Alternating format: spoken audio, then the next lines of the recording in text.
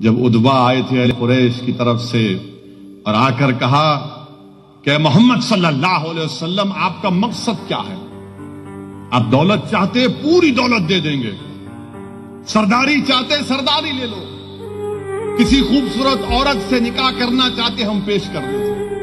اللہ کے رسول صلی اللہ علیہ وسلم نے قرآن کی آیتوں کو سنایا، وہ پریشان ہو گیا اور جا کر اپنی قوم سے کہا کہ نہیں، یہ کوئی شاعر نہیں ہے، یہ کوئی شاعر نہیں ہے، یہ کوئی جادوگر نہیں ہے، یہ اللہ کا سچا نبی ہے، اس سے مقابلہ مت کرو۔ اللہ کے رسول صلی اللہ علیہ وسلم کے چچا نے پوچھا کیا ہے یہ؟ تو محمد مصطفیٰ صلی اللہ علیہ وسلم نے، رحمت اللہ عالمین نے، کملی والے نے، شاخ روزے جگہ نے ہم کو بتایا کہ اگر دنیا کل تمہارے سامنے آ کر، آقا نے فرمایا کہ اگر کوئی میرے ہاتھ میں سورج کو رکھ دے گا، ایک ہاتھ میں چاند کو رکھ دے گا، تب بھی میں اظہار حق سے منہ نہیں موڑوں گا۔ ظالموں، اگر تم سمجھتے ہو کہ ہم اپنا ایمان کا سودا کرتے ہیں تو کوئی کرتا ہوگا مگر ہم نہیں کریں گے۔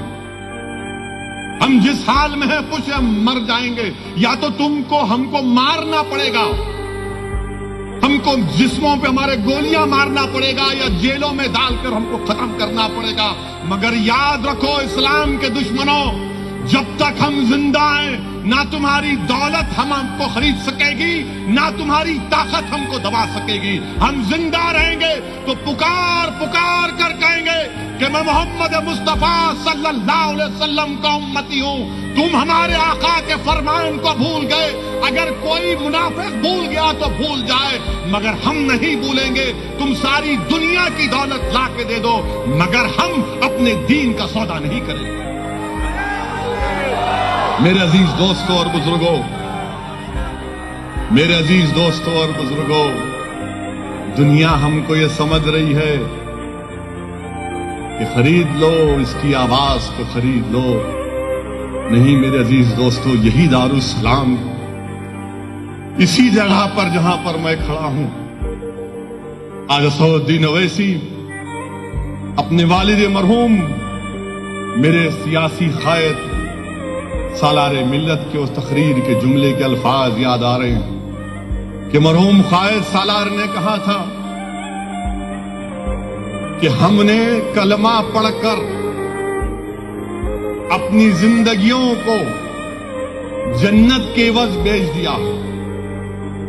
ابھی اللہ جانے کیا کر لے ہم سے۔ ہم مقابلہ کریں گے میرے بھائی، میں جانتا ہوں،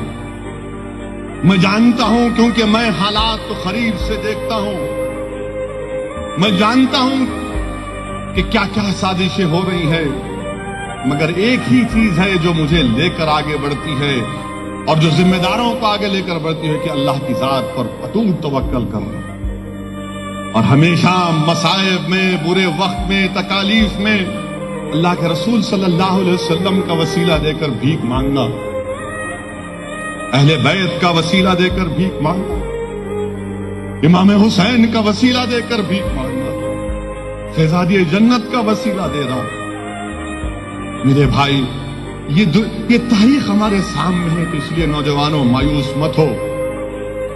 ہمت سے کام لو، دین پر چلو، اسلام پر قائم رہو،